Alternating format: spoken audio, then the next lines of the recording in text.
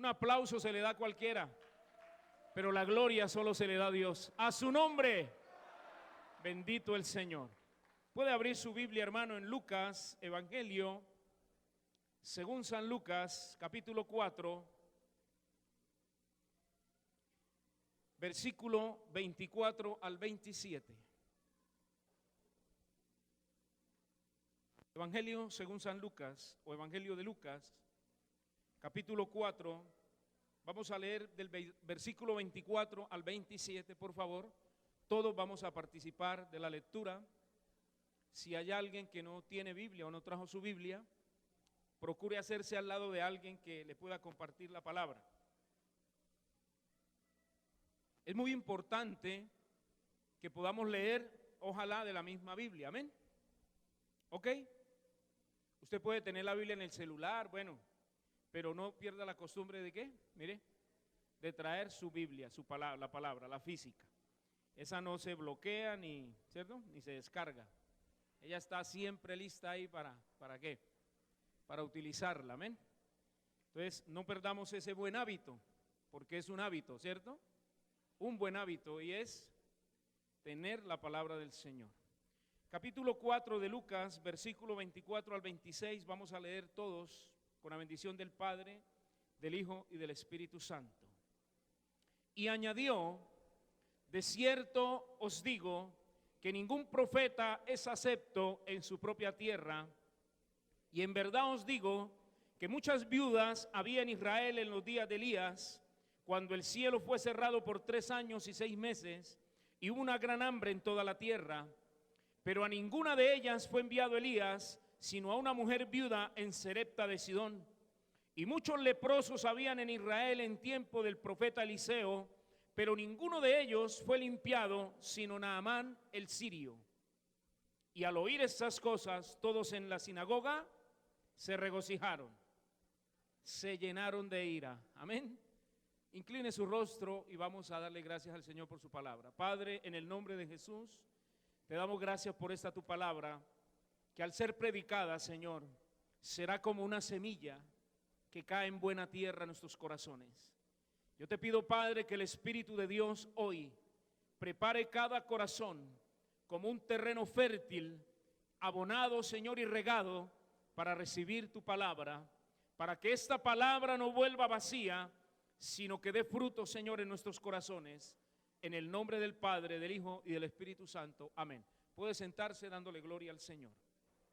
Bueno, nuevamente tengo el privilegio de compartir con ustedes el día de hoy. Y vamos a mirar un tema que nos habla sobre la viuda de Sarepta. Amén. ¿La viuda de qué? De Sarepta de Sidón.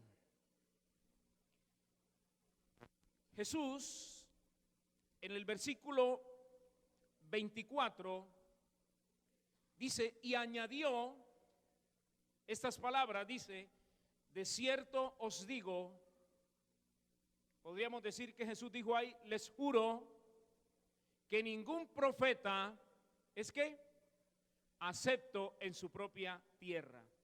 ¿Por qué Jesús decía estas palabras?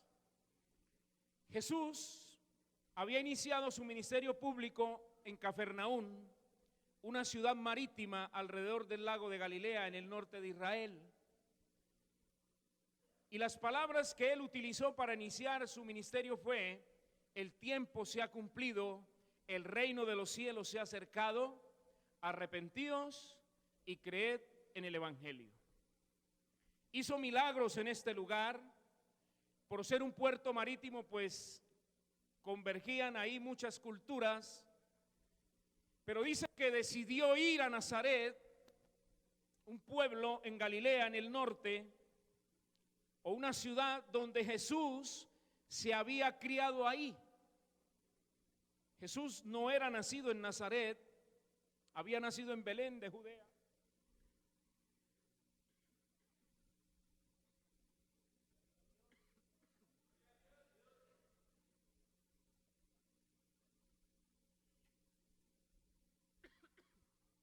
Bueno, ay Padre.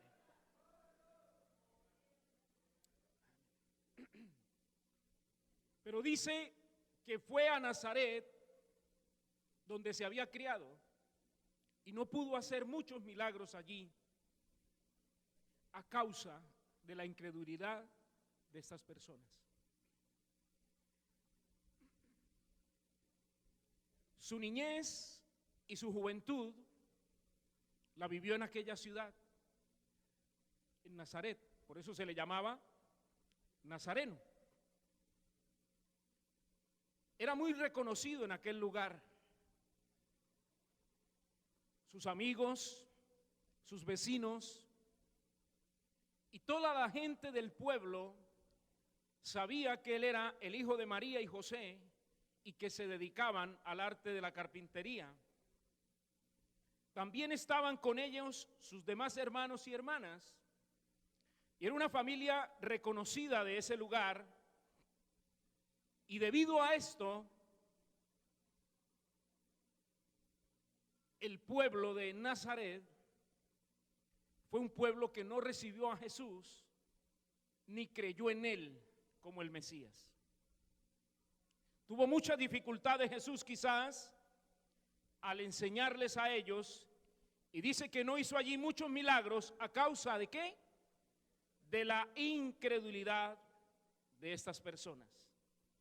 Muchos al mirarle quizás decían: ¿este no es el hijo de José el carpintero? ¿Cómo puede ser él el Mesías? Inmediatamente empezaron a cuestionar la autoridad de Jesús. ¿Cómo puede el hijo de José, el muchacho que vieron crecer en el pueblo, ser el Mesías?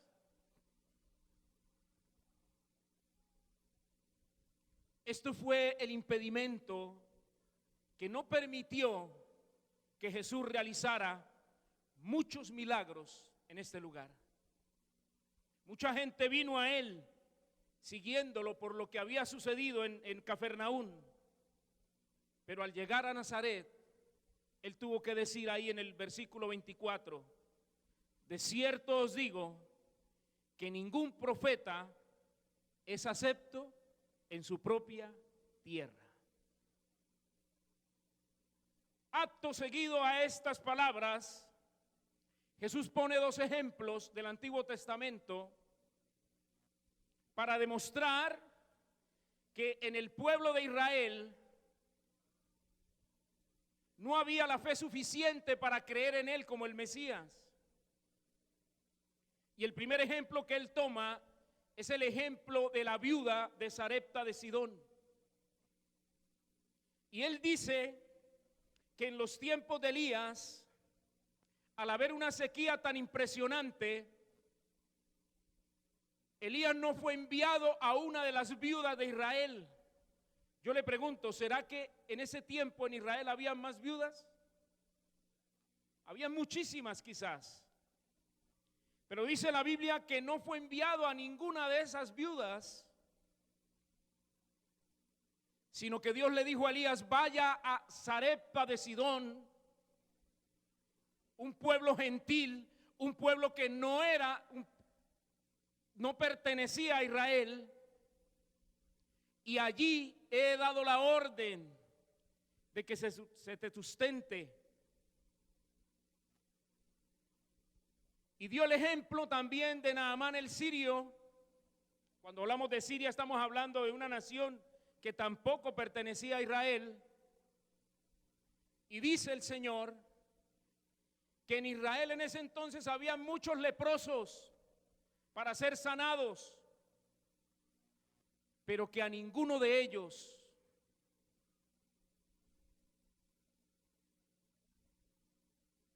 se le dijo a Eliseo que sanara, sino solamente a Naamán el sirio. ¿Qué demuestra esto?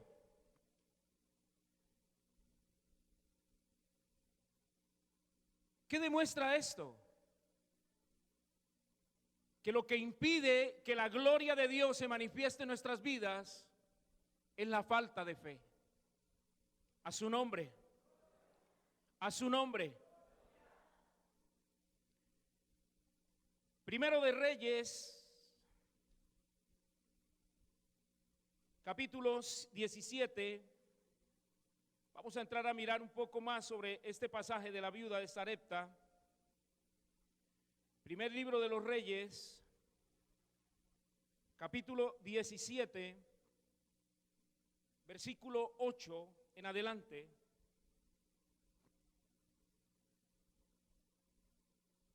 Dice la Biblia: vino luego a él palabra de Jehová diciendo: levántate y vete a Sarepta de Sidón y mora allí. Y aquí yo he dado orden allí a una mujer viuda que te sustente. Entonces él se levantó y se fue a Sarepta, y cuando llegó a la puerta de la ciudad, he aquí una mujer viuda que estaba allí recogiendo leña, y él la llamó y le dijo: te ruego que me traigas un poco de agua en un vaso para que beba. Y yendo ella para traérsela, él la volvió a llamar y le dijo: te ruego que me traigas también un bocado de pan en tu mano. ¿Estamos todos ahí en la lectura?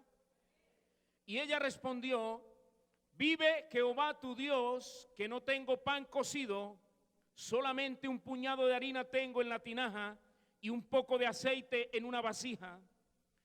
Y mire lo que dice esta mujer: y ahora recogía 2 leños para entrar y prepararlo para mí y para mi hijo, para que lo comamos y nos dejemos morir. Imagínense la situación que estaba viviendo esta mujer. Había una sequía de 3 años y medio. La reserva de comida se había agotado. Y esta región, por ser tan desértica, sin agua, no produce nada. Y las palabras de esta mujer, ¿cuáles fueron? Tengo que un poco de harina en la tinaja, y un puñado de harina y un poco de aceite en una vasija, y ahora recogía 2 leños para entrar y prepararlo para mí y para mi hijo, para que lo comamos y nos dejemos morir de física hambre. Yo creo que usted y yo hemos pasado situaciones difíciles en la vida, o las estamos atravesando, o usted las está atravesando, o las hemos atravesado todos. Pero esto es otro nivel, amén. Decir, solo tengo esta comida y de ahí en adelante me moriré de hambre porque no hay nada que comer. Amén. Vuelvo y le digo, podremos haber pasado situaciones difíciles en la vida, pero siempre ha habido pan en nuestra mesa. Alabado sea su nombre.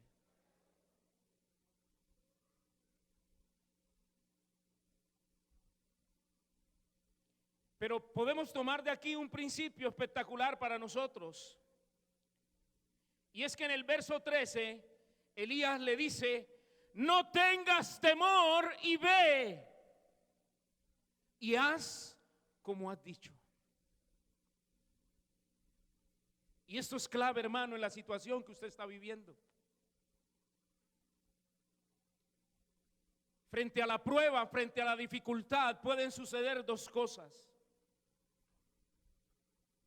Podemos salir de ella fortalecidos, podemos salir de ella moldeados, podemos salir de ella con una fe fuerte, grande, fortalecida,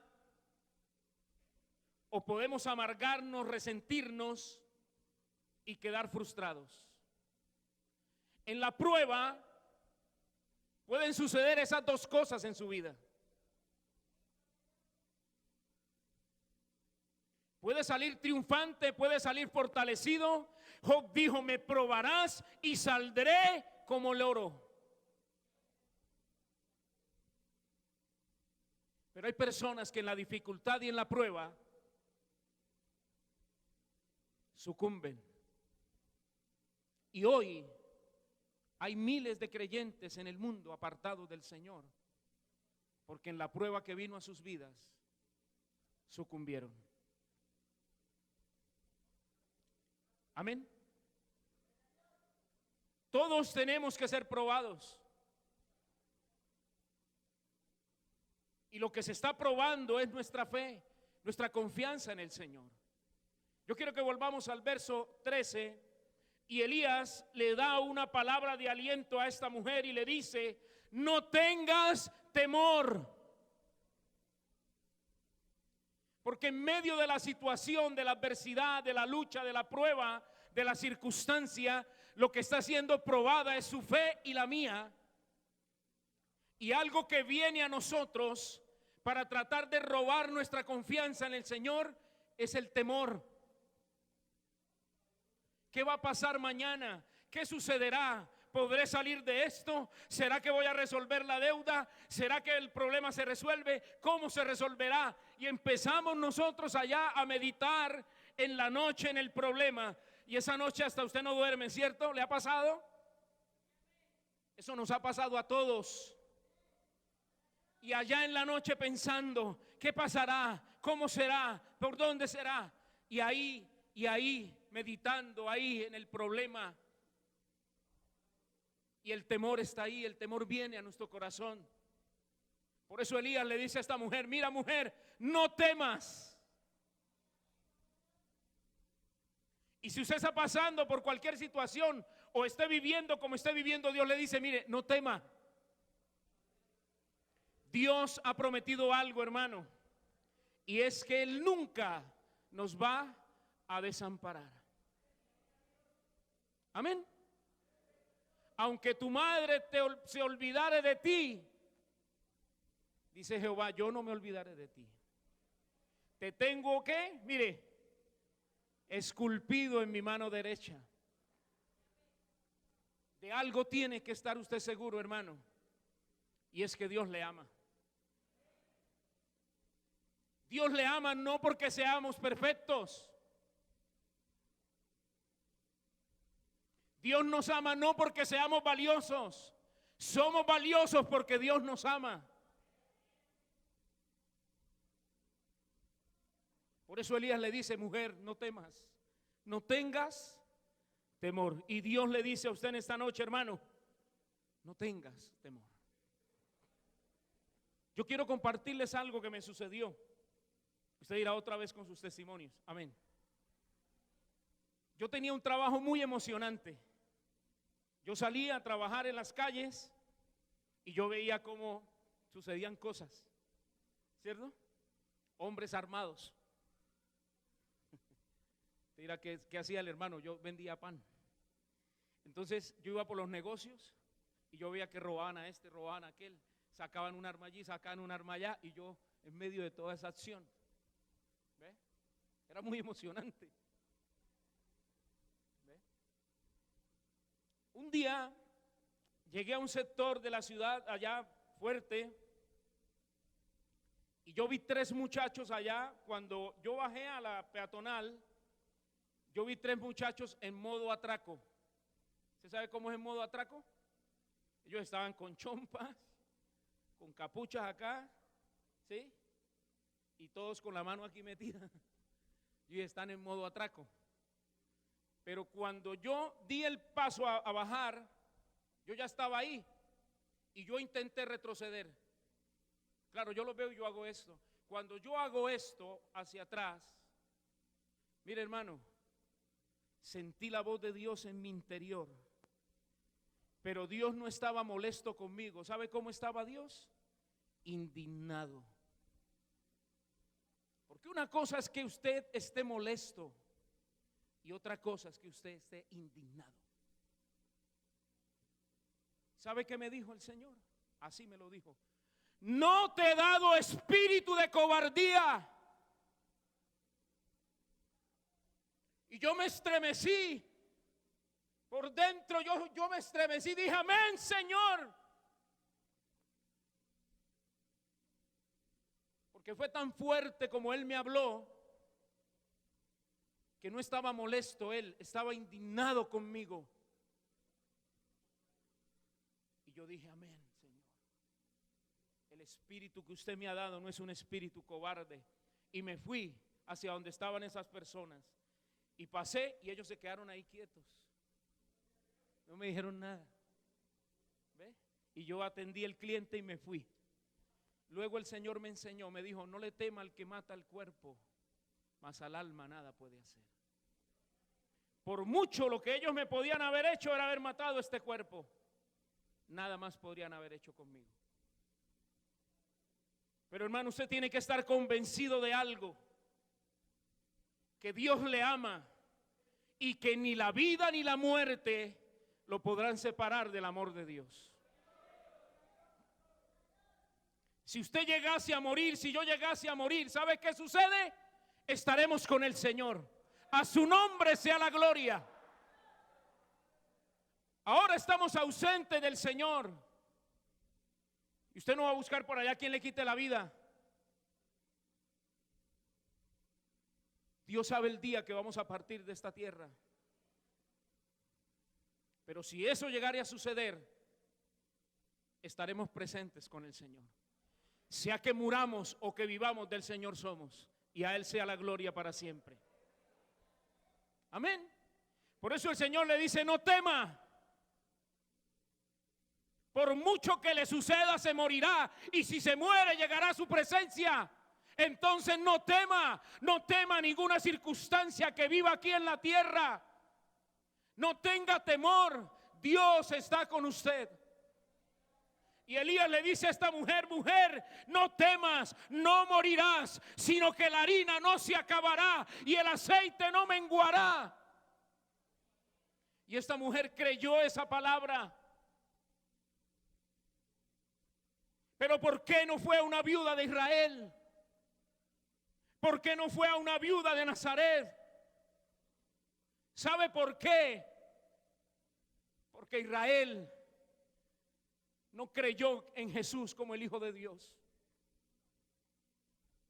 Por eso aquí Jesús retoma el texto y pone estos dos ejemplos del Antiguo Testamento y les dice: mire, en los días de Elías, él no fue enviado a una viuda de Israel, fue enviado a una viuda gentil, a una viuda pagana, a una viuda que no era de la nación de Israel. ¿Saben por qué?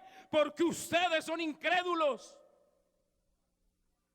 Y en los días de Naamán el sirio, no fue enviado a sanar otro leproso, Eliseo, sino allá a Siria.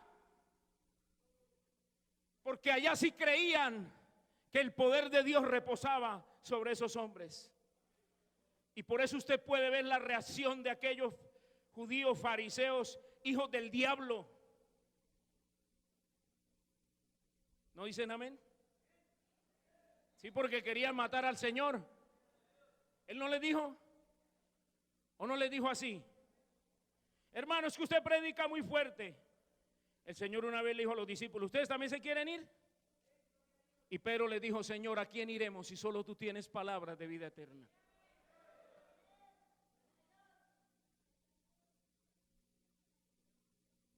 Cuando yo conocí al Señor, a mí me dijeron: usted vive en fornicación, vive en pecado, y si no se casa, se condena.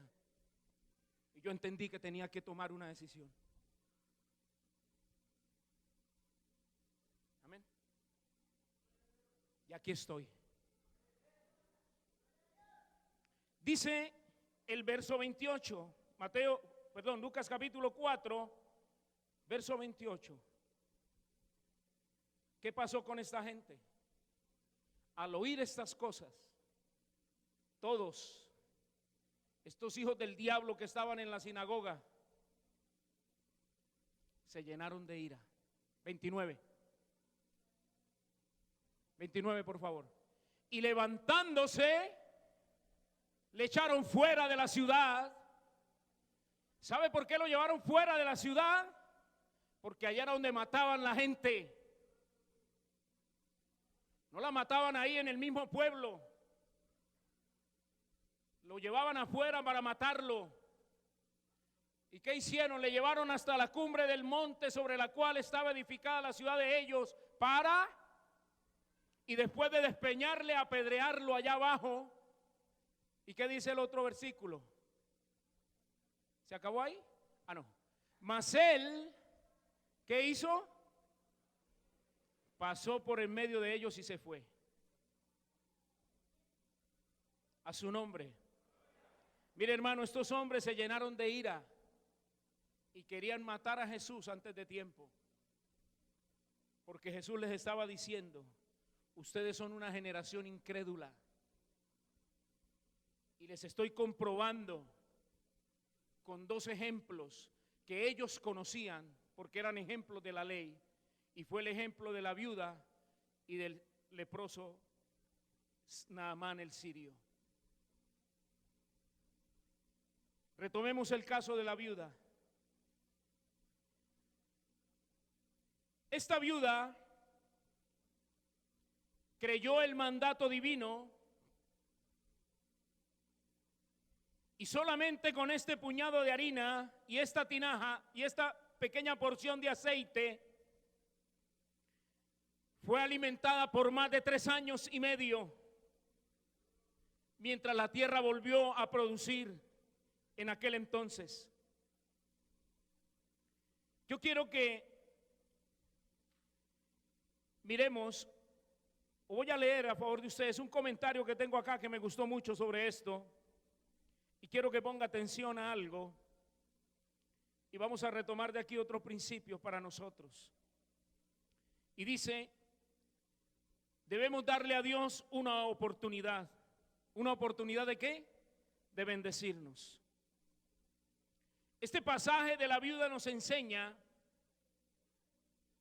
a invitar a Dios, oiga bien, a usar su ilimitado poder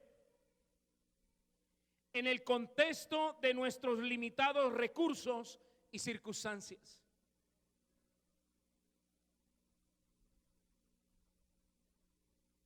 Cuando usted y yo pasamos por situaciones difíciles, sea de la índole que sea, y nosotros nos seguimos manteniendo fieles a Dios, ¿qué es lo que estamos diciendo? Dios, esto es lo que yo tengo. No es mucho lo que tengo en mis manos. No es mucho lo que tengo en mi poder, ¿cierto? Mis circunstancias son limitadas, Señor. Tengo muchas limitaciones quizás. Pero lo que le estamos diciendo al Señor ahí, Señor, es que tú vas a usar tus recursos ilimitados. Amén. Si usted se mantiene en obediencia a Dios y a su palabra,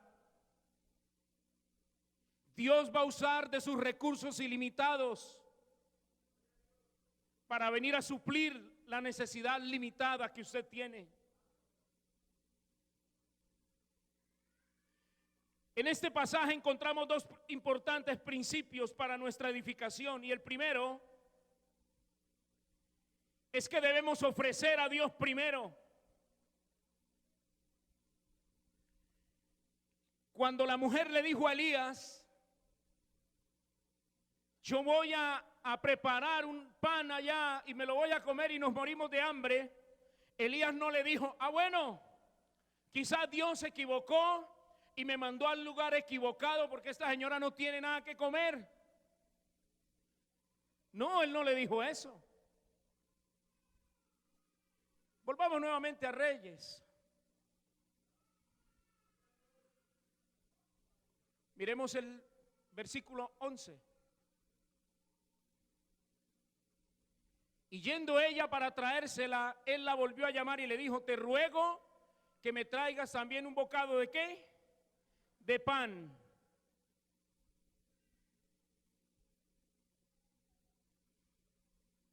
Y ella le dice, vive Jehová tu Dios, que no tengo pan cocido, solamente un puñado de harina, tengo en la tinaja y un poco de aceite en una vasija, y ahora recogía 2 leños para entrar y prepararlo para mí y para mi hijo, para que lo comamos y nos dejemos morir.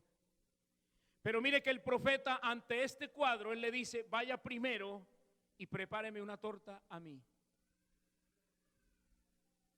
Amén. ¿Qué esperaría usted que el profeta le hubiera dicho?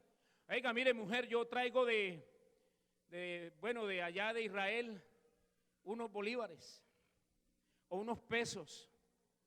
Te los voy a dar para que vayas y compres un bulto de harina de trigo, una caja de mantequilla, una arroba de azúcar y haga más pan para los 3 años que faltan de sequía.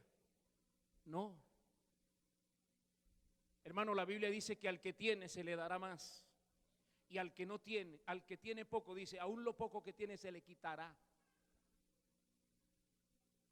Dios le dijo a la viuda, vaya primero el profeta le dice: vaya primero y hágame una torta a mí.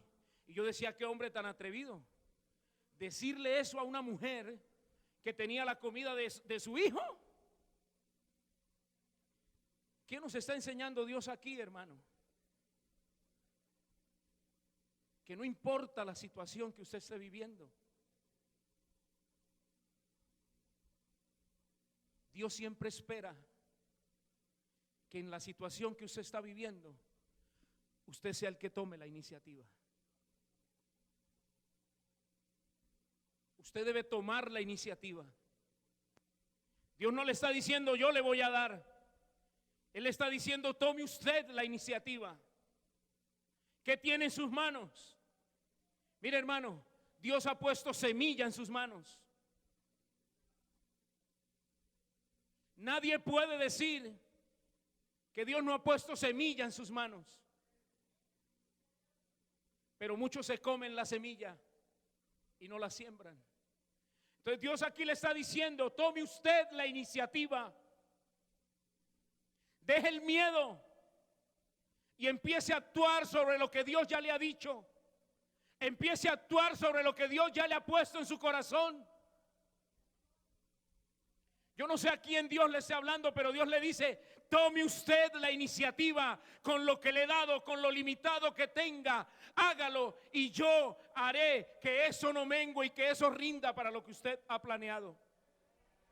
Pero usted tiene que tomar la iniciativa. Dios no le dice: yo le voy a llenar su canasta, yo le voy a llenar su tinaja. No, Dios le dice: deme de lo que tiene, tome la iniciativa y hágalo. Dios espera que usted dé un paso de fe hacia adelante. Y ese es un principio que podemos retomar de este pasaje de la viuda. Y es que debemos primero ofrecer algo que nos sea necesario. A Dios no le agrada que usted le dé de lo que le sobra. Dios desea que usted dé siempre lo mejor. Porque Él dio lo mejor que tenía, fue su Hijo. Y el Padre es el mejor ejemplo en dar. Jesús es el mejor ejemplo en dar, porque Él se dio a sí mismo por nosotros. Dios espera que usted dé algo, pero ese dar requiere de su fe. Esta mujer tenía necesidades apremiantes, necesidades de vida o muerte, pero esta mujer decidió dar para sostener el ministerio de este profeta, y Dios proporcionó abundante provisión para ella. El segundo principio que podemos tomar de este pasaje fue que esta mujer dio primero. Y aquí se cumple una ley en la Biblia, la ley de la reciprocidad. La ley de la siembra y la ley de la cosecha. Amén. Dios espera que usted sea el que tome la iniciativa en el dar. Dice que la viuda dio todo lo que tenía. Y Dios se agradó de esta mujer. Tu ofrenda a Dios es la causa y hará que algo suceda de acuerdo a los principios de la ley de la siembra y la siega. Hay un dicho que dice: sin Dios tú no puedes, y sin ti Dios no puede.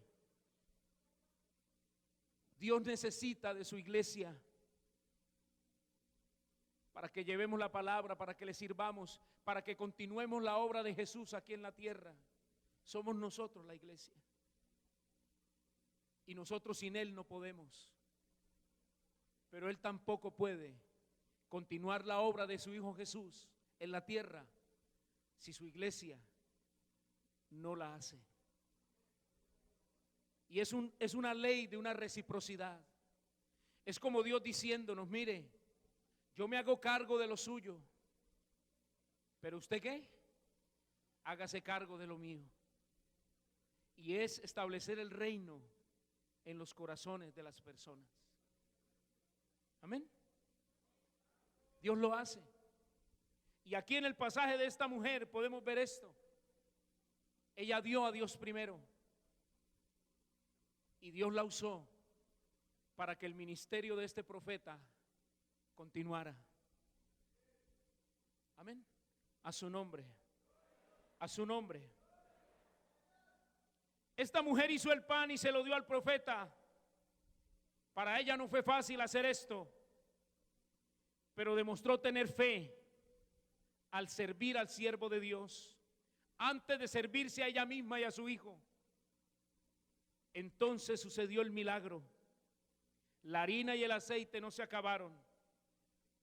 Cuando primero demostramos nuestra fe, oiga hermano, entonces Dios hará milagros basados en nuestra actitud. Dios no se moverá en su vida a menos que usted tome la iniciativa.